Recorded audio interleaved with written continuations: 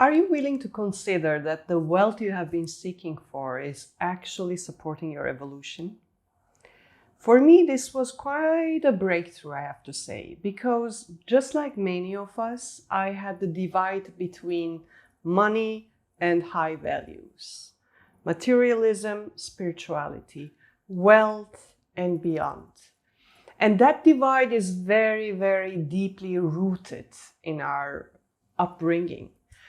It depends on what is the mapping, what is the imprint that we have received from our caregivers, what was their relationship around money consciousness. And also it is further deepened, whatever bias there might have been there around creating a division between wealth and wisdom, between material and the spiritual.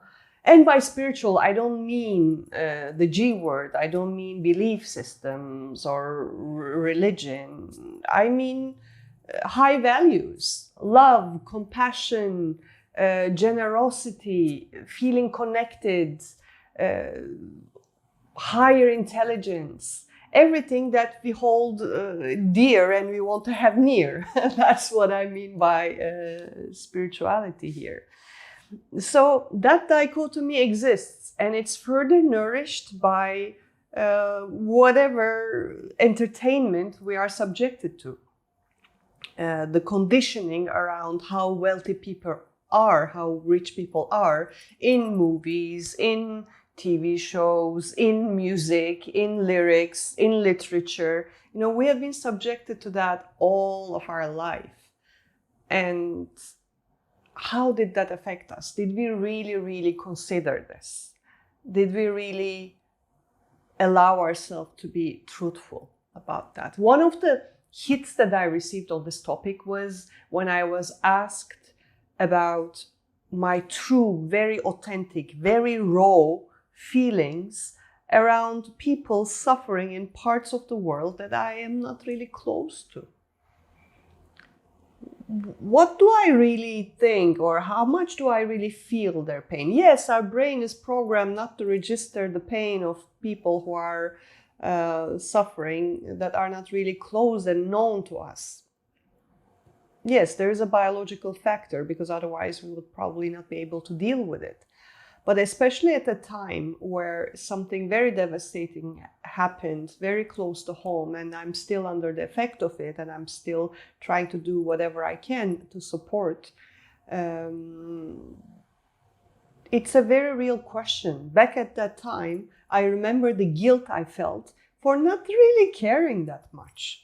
Yes, we may make donations. Yes, we may have, if we are, that much caring. It's not the case for many of us. If we have the means, we may be volunteering, we may be making some help here and there, or we may be in this political belief, okay, I'm paying my taxes and it should support whatever is working for you.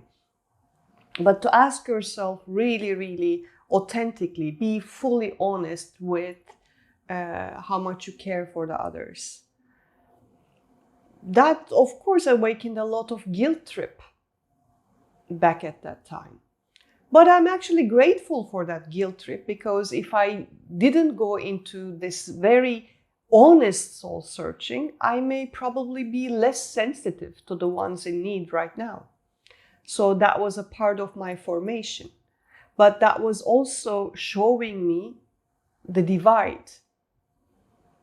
Guilt and wealth, hand in hand, feeling guilty around what I have or what I want to generate, what I desire to have. So these are important reflection points. What is already in your mind mapped without kicking in, without you're even aware of it? That's something to consider very carefully. And some of the imprints there, some of the patterns there, you may not even be able to notice, recognize on your own. I certainly need mirrors for that, to go really into the depths of it. And then another layer is, where do you stand in your mature, grown up, evolved idea and belief system, what do you really want to manifest in your life, the rules, the values that you want to abide by in your life with regards to material and spiritual values. And especially entering into a deeper work on spirituality, like spending years and years in meditation retreats and living a very simple life and thinking very, very deeply around what I can leave behind, what I can let go of, what layers can I peel off my system so that I can truly, truly crack the code. And it always seemed like material is the obstacle, no matter how much of a tantric path that I have chosen in my spiritual research, which is very life positive. Because the mind is programmed, you cannot easily erase 20 plus, 30 plus, whatever is your 40, 50 plus years of data, just like that. But the good thing is, eventually, meditation does it for you, because with your logical mind, with your inner work, you can do as much, but there comes a point where there's a deeper insight, there's a deeper recognition that is required. And that kind of ends such a divide. But to begin the conversation, we do need to ask ourselves some honest questions.